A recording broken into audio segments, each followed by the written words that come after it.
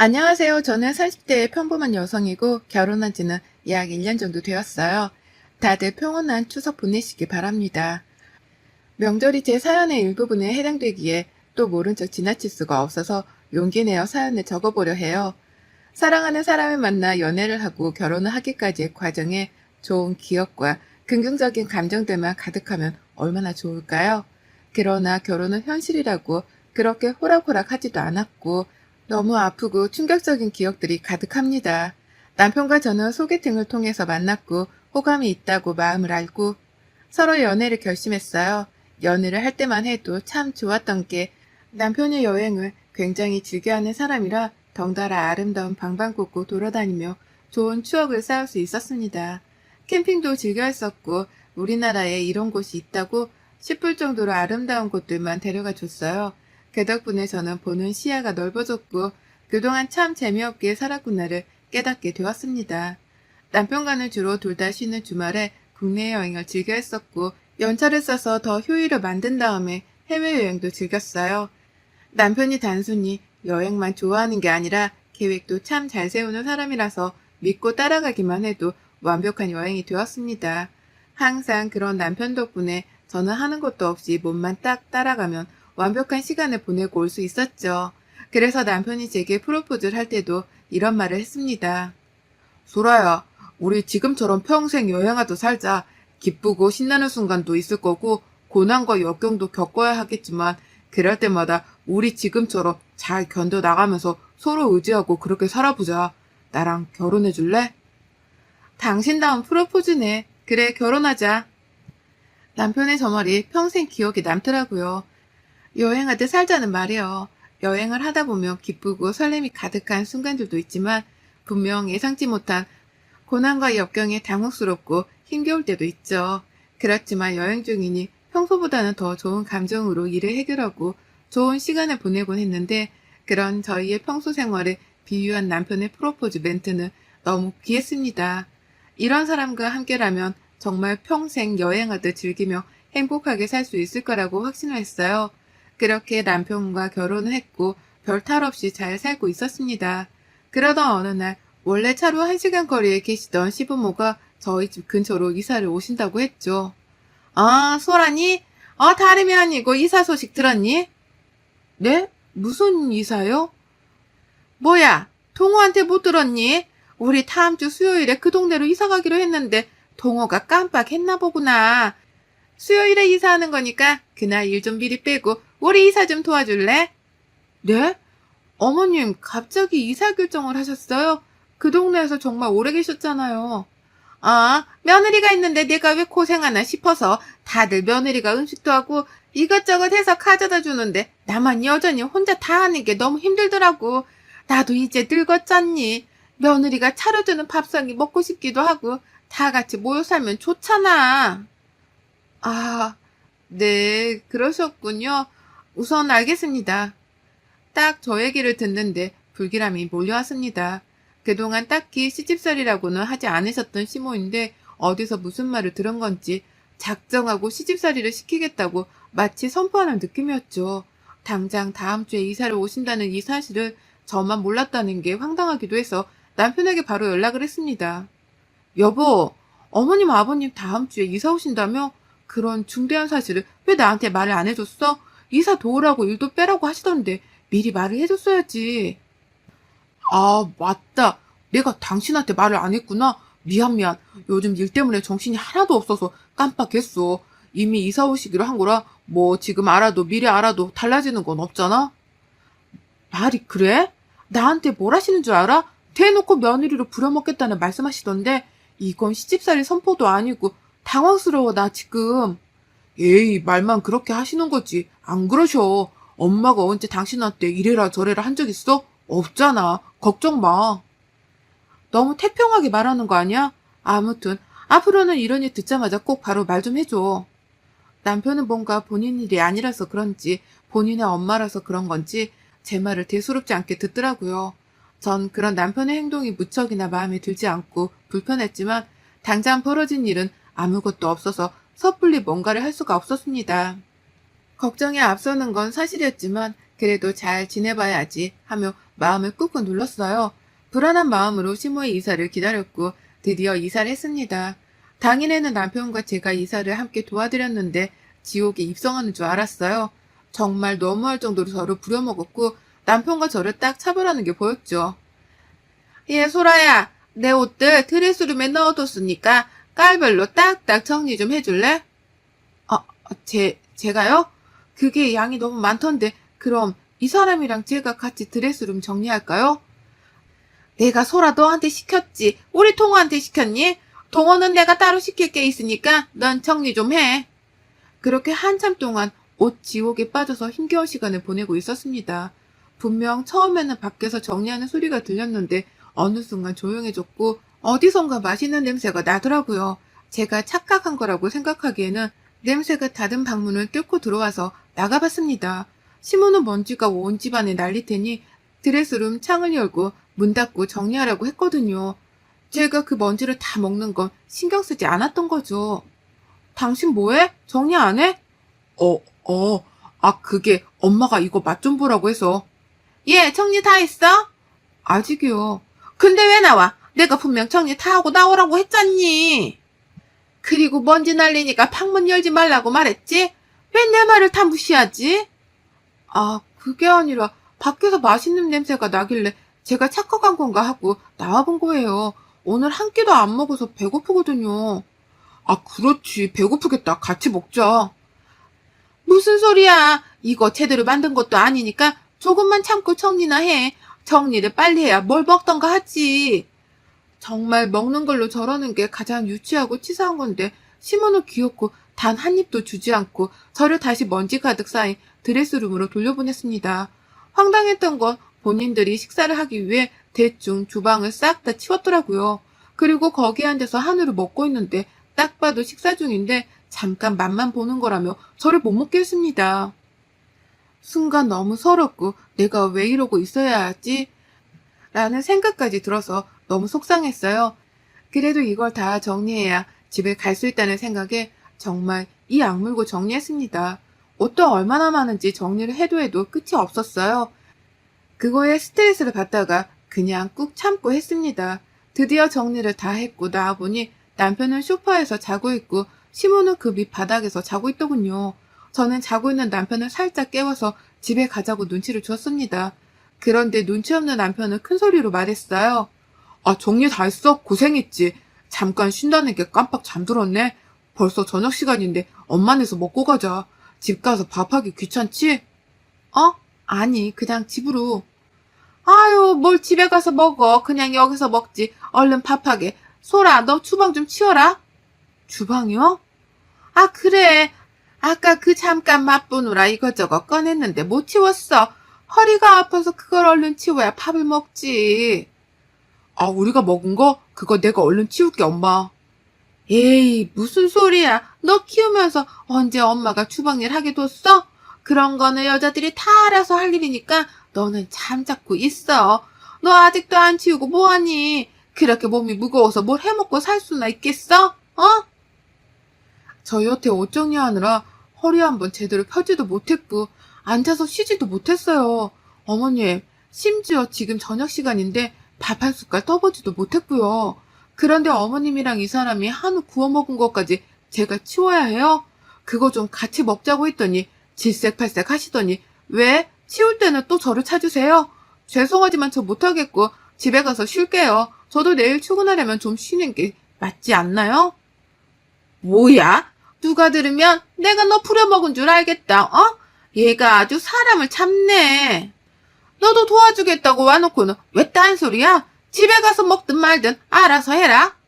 네, 부려먹으신 거 맞고요. 저는 집에 갑니다. 당신은 대리효도는 오늘 하루 내가 다 했으니 이제라도 효도하고 와. 여보, 소라야. 그렇게 가면 어떡해. 나 시끄러 진짜. 양심이 있냐? 저는 시모의 태도와 남편의 행동에 너무 화가 나서 뿌리치고 집으로 가버렸습니다. 아무리 이해를 해보려고 해도 도무지 이해할 수가 없었어요. 그리고 행동이 과했던 것도 사실이었죠. 그날 집으로 돌아와서 너무 배가 고파 라면을 끓여서 먹는데 왜 이렇게 서럽던지 울컥하더군요. 그리고 결심했습니다. 앞으로 이런 식으로 저를 괴롭힐 시모에게 절대 지지 않겠다고 말이죠. 한두 번 네, 알겠다고 대답을 해주니 저를 만만하게 본 건지 본 모습을 딱 보이는 게 너무 소름 끼쳤거든요. 그 이후 저는 시모와 거리를 두고 지냈고 일이 바쁘다는 핑계로 시모의 부름에 응하지 않았습니다. 그러니 시모 입장에서는 화가 아주 단단히 났겠죠. 주말만 되면 집으로 와서 이거 해라 저거 해라 시키는 게 너무 승질이 났어요. 그래서 저는 남편에게 말했습니다. 이번 주말에 엄마가 집에 와서 밥 먹으래. 간 김에 고장난 것도 좀 봐주고 청소할 거 있으면 도와드리자. 그래, 당신은 거기 가서 어머님 도와드려. 나는 우리 집 가서 내 부모님 보고 도와드릴 거니까.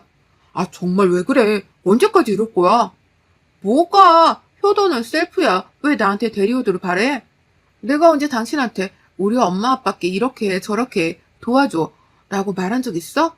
단 한 번도 없을 텐데. 난 늘 내가 했지. 당신한테 시킨 적 없어. 맞지?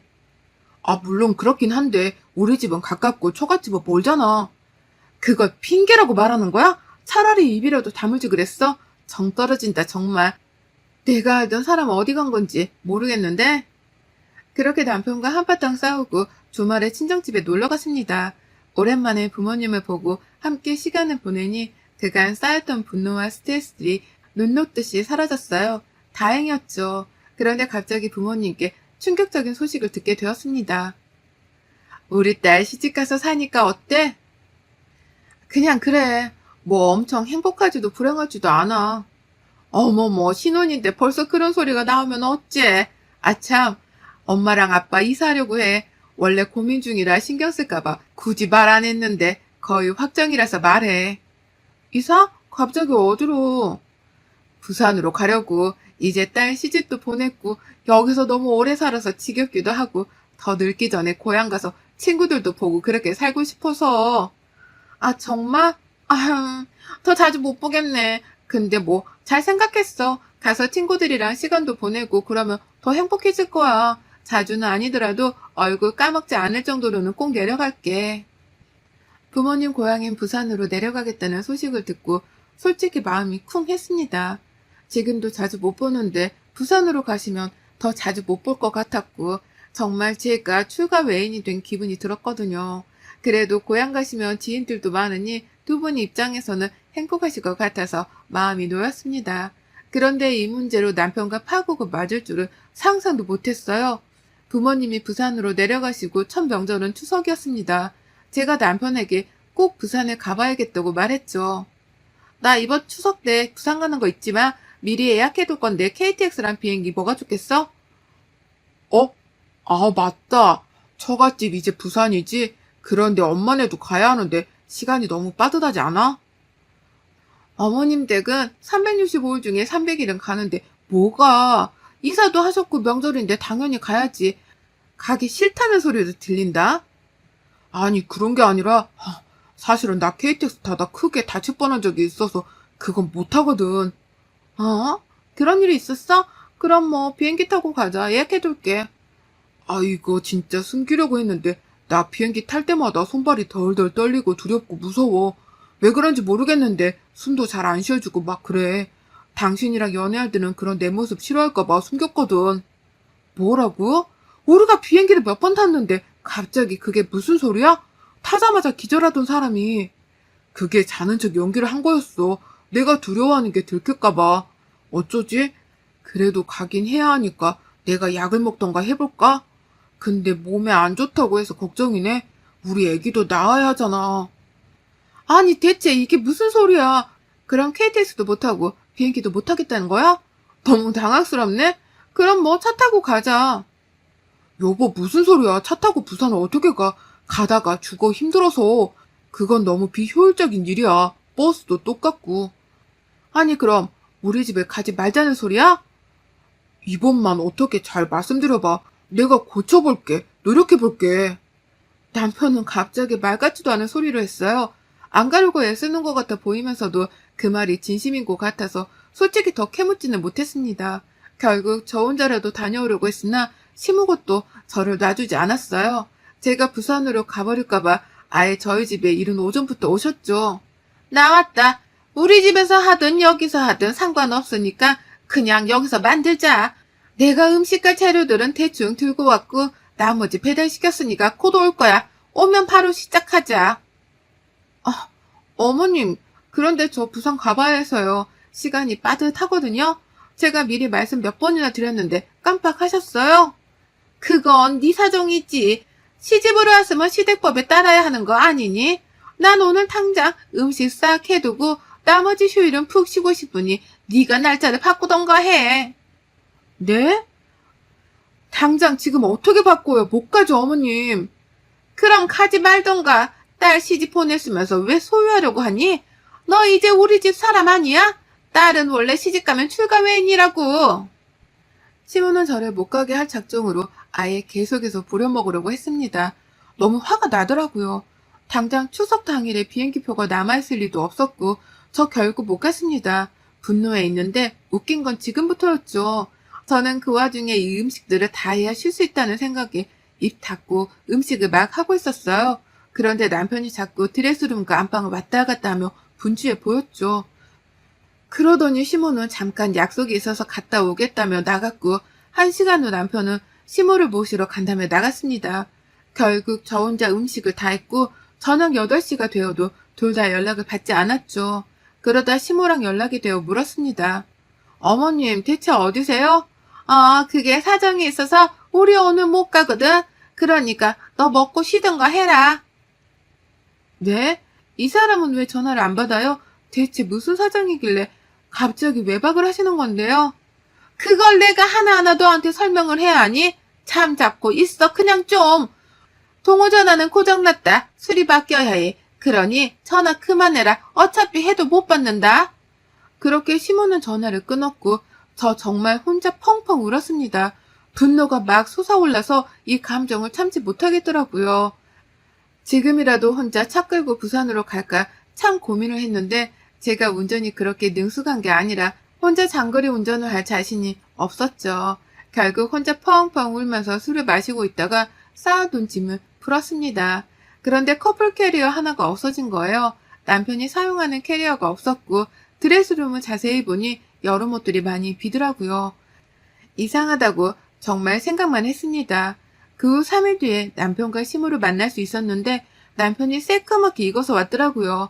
심지어 서늘한 날씨에 반팔 반바지를 입고 왔길래 물어도 대답을 해주지 않았습니다. 전 이상한 느낌에 남편 핸드폰을 뒤져봤어요. 고장났다더니 말끔하게 작동하더라고요.